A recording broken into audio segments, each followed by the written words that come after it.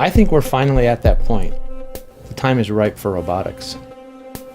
I think we've hit the point where computers are cheap enough and sensors are cheap enough. And so now is the time when robots can come in the world and help people. I'm Steve Cousins. I'm the CEO of Savioke.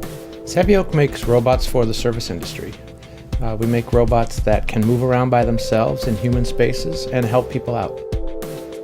One of the huge things that's happened in the last several years is that mobile phones have significantly reduced the cost of computation and sensing in a whole bunch of different areas. And the robotics field has now been able to take advantage of that rapid drop in sensor prices.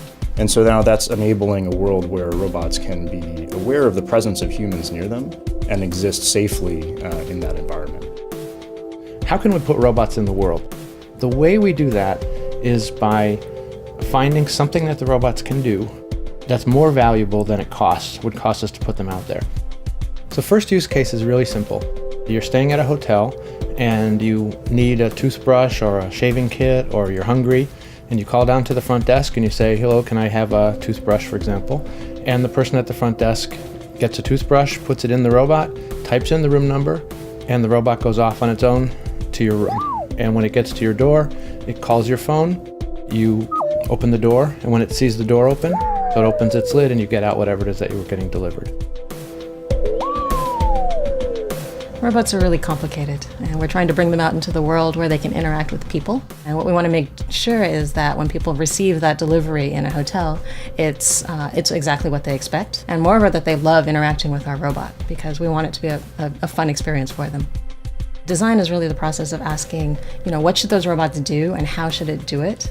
And what should they look like as they're performing those duties? What basic shape is this robot going to take? Where are we going to put items when we're sending deliveries? And how tall should it be?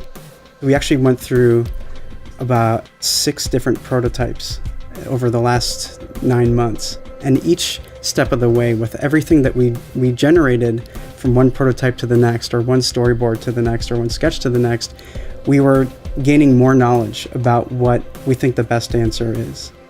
We want it to be very friendly and approachable and not seem too big, especially like in cluttered hallways. The robot has a slender taper to reduce the visual volume. The base has a flaring towards the bottom to really make it seem planted and safe. There's even like a little arc just below the screen to make it feel happy. We're seeing robots around us everywhere. The definition of a robot, in my opinion, it's something that can sense the environment and react in response to it. And by that definition, things like the Nest thermostat is a robot, right? It can sense the temperature of your house and either cool it down or heat it up, depending on what it should be. You can look at your smartphone as a robot. It can sense the environment. Some smartphones know to shut themselves off when you're in a movie theater so you don't disturb anyone, right? I think robots are everywhere. And, over time, they're going to get smarter, they're going to get more knowledgeable about our environments, and they're going to take more actions to help us. Very near and dear to my heart is helping people with disabilities. And so as we start with this robot and we learn how to do navigation, rock solid, move through human spaces, we'll be able to then use that to enable a disabled person to send a robot off on a task for him or her and be confident that it's going to work every time.